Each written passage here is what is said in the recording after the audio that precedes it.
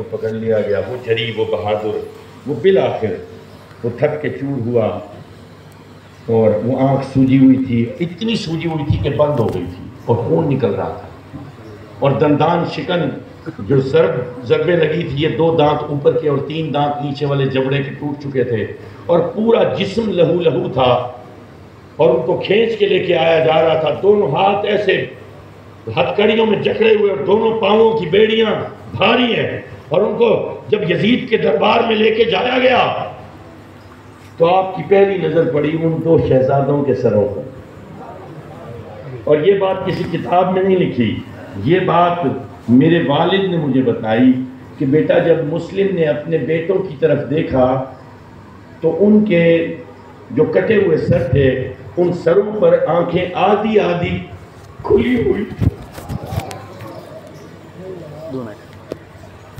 آدھی آدھی آنکھیں کھلی ہوئی تھی، اور جیسے وہ اپنے باپ کو دیکھتی اور کہتی ہو بابا ہمیں ڈر لگ رہا ہے،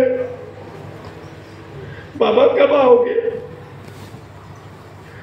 مسلم بن عقیل نے دیکھتے کے ساتھ ہی کہا، اپنے شہزادوں کو دیکھا، آپ نے فرمایا اِنَّا لِلَّهِ وَإِنَّا إِلَيْهِ رَاجِعُونَ۔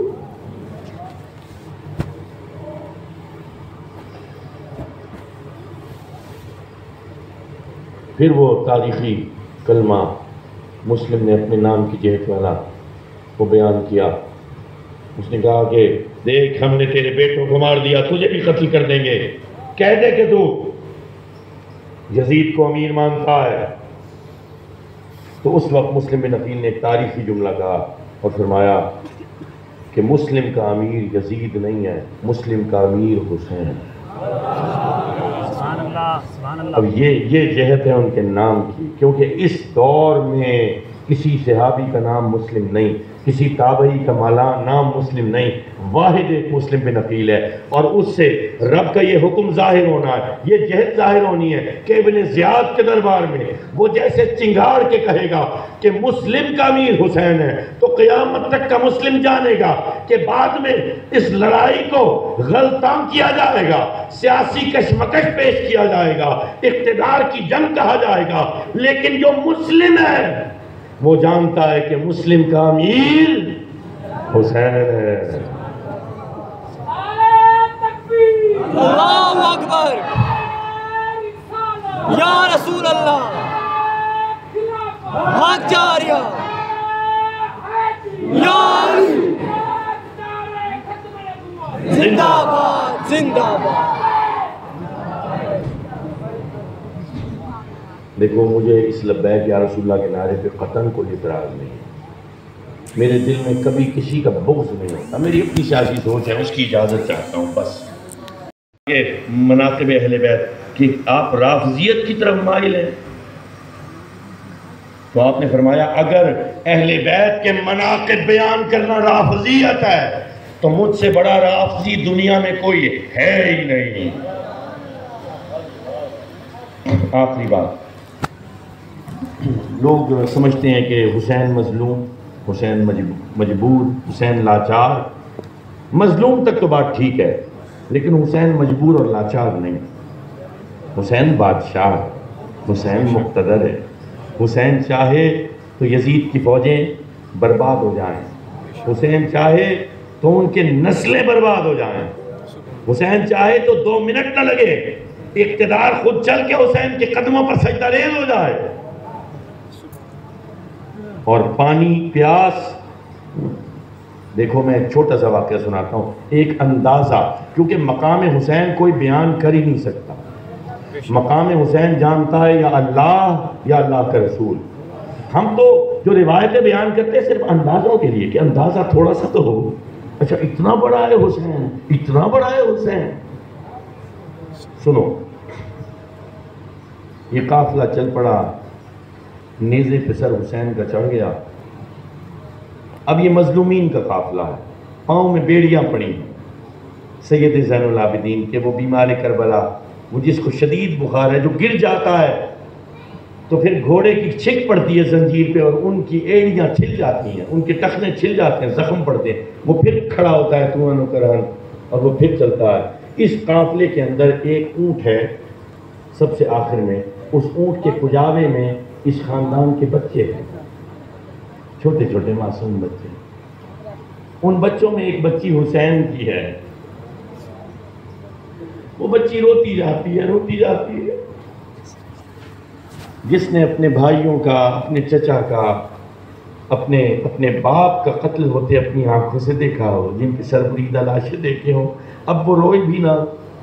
لوگ کہتے ہیں پانی آ گیا تھا. ارے اس بچی کی آنکھوں کا پانی نہیں رکتا، اس کے حلق میں کیا پانی گیا ہوگا. وہ روتی جاتی ہے تو سپاہی سچ ہو گیا. اس نے اس کمزور نحیف اور نازار بچی کو جو 3 دن کی بھوکی 3 دن کی پیاسی ہے، اس کو جھنجھوڑ کے کہا چپ ہو جاؤ. وہ بچی اس کے جھنجھوڑنے کا یہ عمل برداشت نہیں کر سکی اور اونٹ کے کجاوے سے زمین پہ آ کے گری. یہ علی المرتضیٰ کی پوتی ہے، یہ حسین کی بیٹی ہے. بے ہوش ہو گئی اور قافلے میں چلنے والوں کے قدموں سے اٹھنے والی دھول میں کہیں چھپ گئی. قافلہ آگے چلا گیا.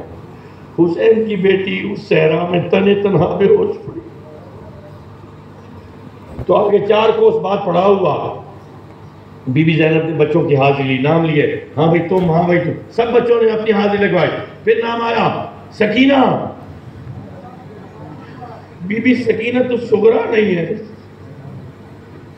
سکینہ ادھر دیکھا ادھر دیکھا، پتہ کرایا، سکینہ نہیں مل رہی. حکم دیا قافلہ آگے نہیں جائے گا، میری بھتیجی نہیں ہے، حسین کی بیٹی نہیں ہے. جو کماندار ہے اس نے کہا کہ نہیں، ہمیں حکم ہے سائے لمبے سے ہونے سے پہلے ہم نے جانا ہے، ہم نے مغرب سے پہلے کوفہ کے مضافات میں پہنچنا ہے.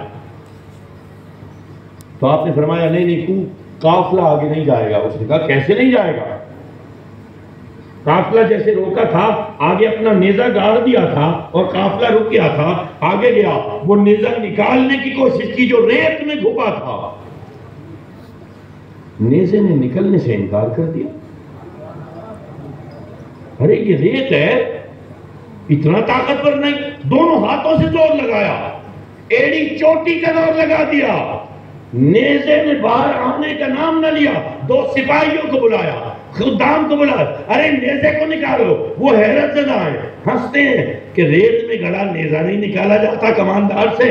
انہوں نے کوشش کی، 4 بندوں نے مل کے زور لگایا، نیزے نے انکار کیا. پھر ایک خادم جو بی بی کی گفتگو سن رہا تھا وہ آیا. اس نے کماندار کے کان میں کہا یہ بنت علی ہے.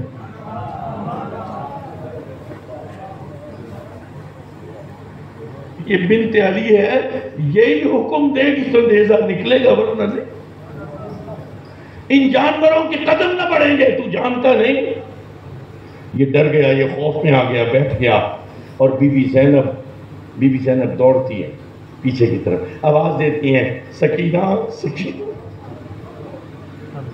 دیکھا دور جھٹپٹے میں روشنی کم ہو گئی، دور ایک بچی بیٹھی ہے اور رو رہی ہے اور ایک خاتون اس کو پچکار رہی ہے. وہ بچی اپنا واقعہ بتا رہی ہے، میرے بھائی کو ایسے مارا، میرے باپ کو ایسے کاٹا، میں اپنی آنکھوں سے دیکھ رہی تھی، انہوں نے کچھ رحم نہ کیا. وہ بھی پچکار رہی تھی. وہ پردہ پوش خاتون، وہ آنکھیں سے آنسو پوشتی، وہ تھپکیاں دیتی، وہ ماتھے کو پیار کرتی. بی بی زینب پہنچی، علی کی بیٹی پہنچی. بی بی زینب مظلوم نے کہا بی بی آپ کا شکریہ، آپ نے اس کو سنبھالا، اس یتیم کے آنسو پوچھے، اس کی داد رسی کی. آپ کون ہیں؟ تو مورخ لکھتا ہے بی بی نے اپنا نقاب وا کیا اور کہا بیٹی زینب اپنی ماں فاطمہ کو نہیں پہچانتی.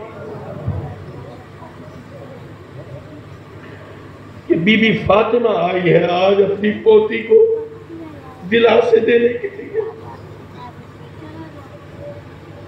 حاضرین محترم، جس ذات کی بیٹی کا اختیار یہ ہے کہ اس کے حکم سے دشمن کا نیزہ نہیں نکلتا، اس کے بھائی کا سر نیزے پہ چڑھا ہے۔ ذرا سوچو اس ذات کا کیا اختیار ہوگا، اور اس نے اپنا اختیار استعمال نہ کیا، اس نے صبر کیا، کیونکہ بچپن میں صبر کا سبق دیا گیا تھا، اور یہ صبر کا امتحان تھا۔ اگر ہوتا امتحان اختیار کا تو حسین بتاتا کہ حسین بادشاہ ہے، لیکن مسلمانوں زیادہ دیر کی بات نہیں ہے، انتظار زیادہ لمبا نہیں ہے۔ میرے آقا حاشر ہیں، حاشر کہتے ہیں جمع کرنے والے کو، مجتمع کرنے والے کو۔ وہ حاشر جب حشر بپا کرے گا تو سب لوگوں کو جمع کرے گا، وہاں پہ وہ محمود ہے اور میرا نبی حامد ہے، وہ محمود حامد کو مقام محمود پر بٹھا دے گا، اور پھر لوگ دیکھیں گے کہ حسین کی شان کیا ہے۔ وما علینا الا البلاغ۔